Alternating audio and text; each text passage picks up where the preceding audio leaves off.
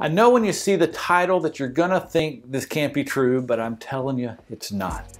I was recently working with a client on their plan, and the numbers were mind-boggling. With good planning, they're gonna save over $1 million in lifetime taxes paid. I know it sounds crazy. We've changed the names to protect the innocent. Let's look to see how they can do it and to see if you can do it too, coming up next.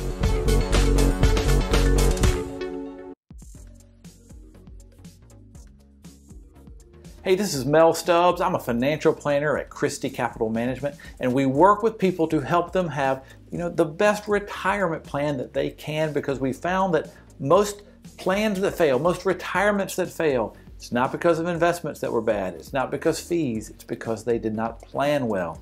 So we're trying to bring you content that can help you think about planning that you may need to do. So before we look at how this person can save $1 million in taxes, let's get some of the disclaimers out of the way in the beginning. We're not giving tax advice or legal advice. We're just going over this person's scenario and how the current tax laws work. If you have more money than this person in this example, there's potential that you could save even more money in taxes. If you have less money than this person in the example, then you probably won't be able to save quite as much, but the principle still remains that you can pay less overall taxes in your lifetime with good planning. So let's jump on the computer and look at it. So jumping on the computer, you can see here's a picture of their retirement. Starting in 2022, going all the way out to I think 2047 or so. And you can see here they have $1.1 million starting off with. They've got $80,000 a year of income. If we zoom in on that income, you can see it's about $52,000 of a FERS pension with the federal government. They've got a special retirement supplement that they're going to get $22,000 a year for a certain number of years, and that will stop, and then they'll turn on Social Security. Then there's a TRS pension, which is a little state pension from their state. So $80,000 a year of income. They've got $66,000 a year of earnings. And if you look, where's that earnings come from? 5.6%. So where does 5.6% come from? If you're a federal employee and you have half of your money in the C fund and half of it in the G fund, and you go back to since inception returns, the C fund earns around 10% since inception, and the G fund earns around 2% since inception. So if you have half of your money in the C, half of it in the G, you'll be earning somewhere around 6%. We're coming up with 5.6 here, so this is a reasonable return. So $80,000 of income, $66,000 of investment earnings based on the 5% return. We've got $6,600 of taxes. This example, they want to spend about $70,000 a year in retirement spending. They also have 10 years of travel that they want to pay for, so about $12,000 a year of travel, and then we have their ending portfolio balance. And so as you can see, when you're earning $80,000 plus 66, but you're only spending about $77,000, you're not running out of money.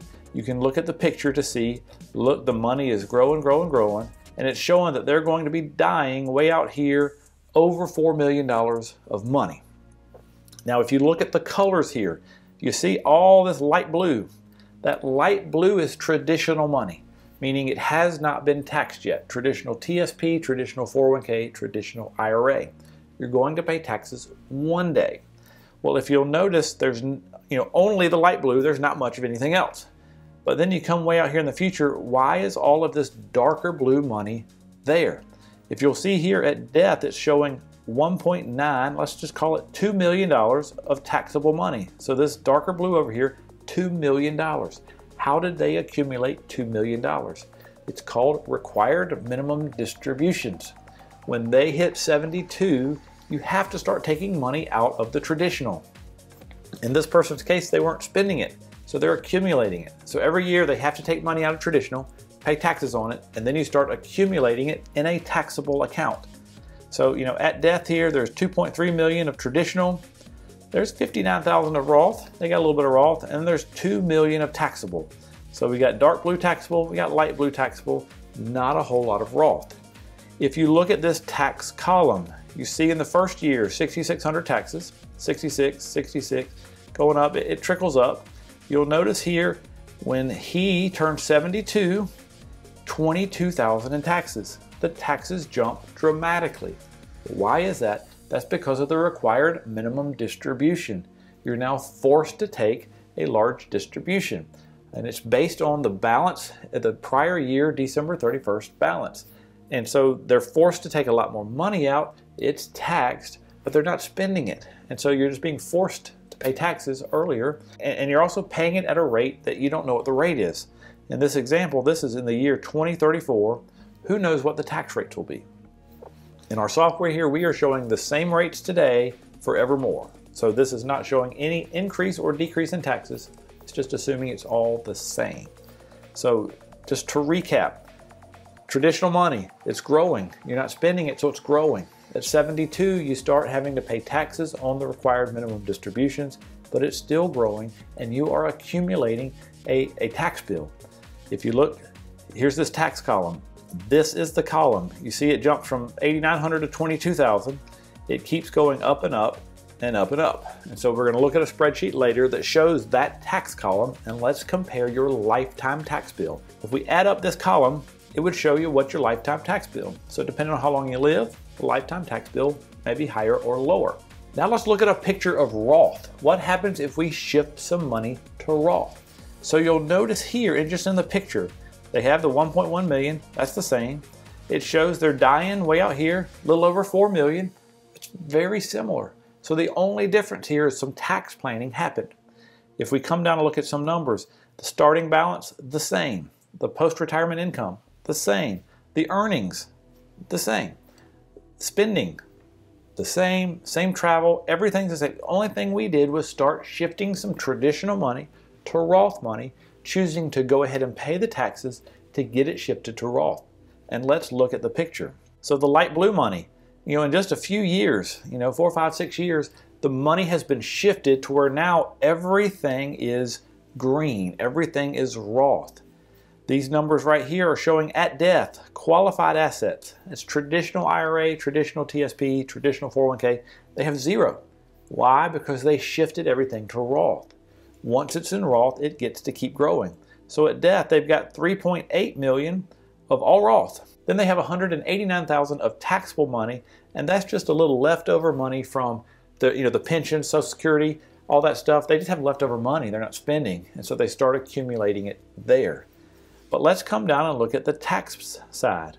So in the tax column, you will see, wow, these are a lot higher. 69,000 the first year, 71,000, 73. But in 2027, in this example, then it drops a lot. You're down to $7,000 a year. Still a large number, not that much in comparison. And so for the rest of their days, they're in the 8,000, 9,000, 10,000, much better. If you look over here at 72, remember in 2034, that's when the taxes jacked up because of the required minimum distribution. Look, there's no change. 8,300, 8,500, 8,700. It's just a little bit of change. It's not jacking up because you don't have required minimum distributions from Roth accounts. So at 72, you don't have to take it out. It can keep growing in the tax-free bucket. So let's look at a side-by-side comparison of just the tax columns to come up with how much you could save in lifetime taxes. So here we go with the side-by-side columns of traditional, the column of taxes, and the Roth column of taxes. So we've got the age, the year, and then the taxes. You see that the traditional column, it's cheaper taxes. You're starting off 6,000, in the 6,000, 8,000s. Until this person hits 72, the taxes are pretty reasonable. But then you'll see at 72, it jumped from 8,900 to 22,000. And then goes up from there. You're in the 30s, the 40s, the 50s. Now, generally, the first financial plan we run, we're trying to take people age-wise out to men to 92 and women to 94. We need to make sure you have enough money to live that long. And so if we do that here, this is the column A here is the husband's age. So for the wife to make it to 94, it's showing that the husband would have had to make it to 96. Now in our example, the husband is dying at 92, but the money is still there up until the husband would have been 96. So if you look here, total taxes, 1.6 million paid. Now, if we go back up to the top, you'll notice here in yellow, the taxes are a lot higher. Why are they higher? Because you're doing the Roth conversion and you're choosing to pay the tax now. So the first 5 years or so, taxes much higher, but then look, you're in the 7,000 range, 8,000, 9,000, much cheaper. So year after year after year, much cheaper. So if you look, lifetime taxes, if you lived to 92 for the man, 94 for the woman, in this example, instead of paying 1.6 million in lifetime taxes, you're paying 600,000 in lifetime taxes.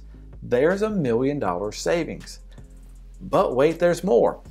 At that ending date, we're showing about 1.6 million or so of traditional money. Okay, so traditional money, you still got to pay taxes on it. Whoever inherits that money, they're going to have, let's just assume that a child inherits the money. They're going to have 10 years to get the money out of the IRA and pay taxes.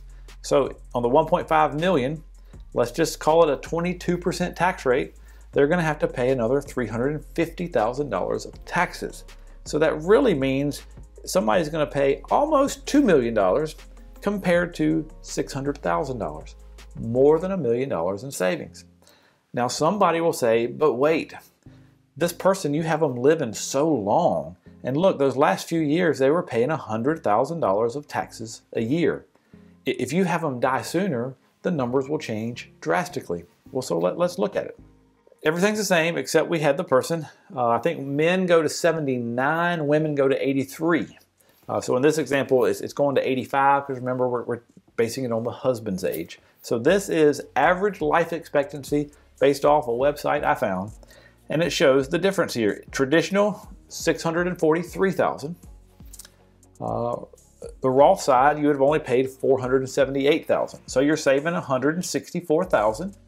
But remember, the person was dying with 2.3 million, and that money still has to be taxed. So if somebody inherits it, pays a 22% tax over the 10 years, they're going to pay an additional 500,000 in taxes. So now we've got 1.1 million versus 478. So we've got a $681,000 savings. Now this is average life expectancy with the 5.5% return or so. In this example, do they save $1 million in lifetime taxes? No, they don't. But what if we make one change? Looking at this example, we're using an 8.4% investment return. So this would probably be in the ballpark of maybe 70% C fund and 30% G fund to get this type of return. But let's look here. We're using the same life expectancy. So, husband going at 79, wife going at 83. All these numbers are the same except for with higher earnings. If we look here, over the lifetime, you'd pay 1.1 million in taxes. And on the Roth side, you'd only paid 519,000 in taxes. But since the higher returns at death, look, now they've got $4.5 million of money left over going to their heirs because they earn more. Well, now the heirs have to pay taxes on it. They've got 10 years to take the money out. We're still using 22% tax rate here. So they're going to owe $1 million on that money they inherit. So when you add it up, the 1.1 million that they paid in their lifetime, plus the 1 million that was paid by their beneficiary, that's 2.1 million, almost 2.2 million. If you look on the Roth side, they've only paid 519,000 in taxes. So there's a $1.6 million tax savings. Now remember, the tax rates are the same. We haven't assumed taxes are going to get worse. But might they get worse? They might. This is just looking at when do you pay it. Do you want to pay it on the $1 million you have now? Or do you want you or your beneficiaries to pay taxes on the $4 million you're going to have later? It makes sense that you may want to do some planning. So holding money in certain accounts over the other accounts can make sense. So not all accounts are created equal in the IRS's opinion. So there is planning that could be done to shift money around.